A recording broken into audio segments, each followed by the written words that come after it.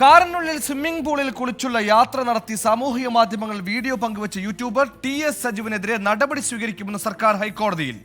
വാഹനത്തിന്റെ registration റദ്ദാക്കുമെന്നും licence 1 വർഷത്തേക്ക് suspend ചെയ്യുമെന്നും സർക്കാർ ഹൈക്കോടതിയെ അറിയിച്ചു. ദൃശ്യങ്ങൾ യൂട്യൂബിൽ പോസ്റ്റ് ചെയ്തതിന് ക്രിമിനൽ കേസെടുക്കുമെന്നും പിഴ ഈടാക്കുമെന്നും സർക്കാർ വ്യക്തമാക്കിയിട്ടുണ്ട്.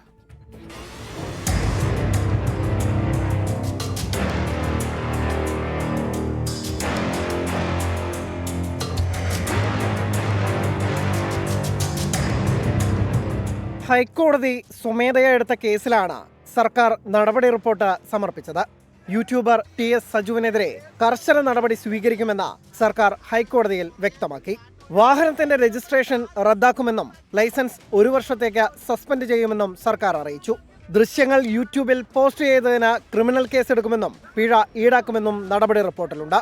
നിയമലംഘനങ്ങൾ നടത്തുന്ന വാഹനങ്ങൾക്കെതിരെ കർശന നടപടി സ്വീകരിക്കുമെന്നും മോട്ടോർ വാഹന വകുപ്പ് അറിയിച്ചു.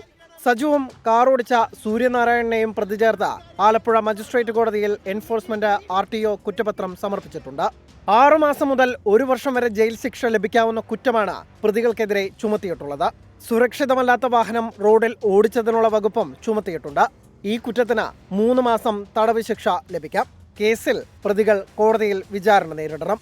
24 കൊച്ചി.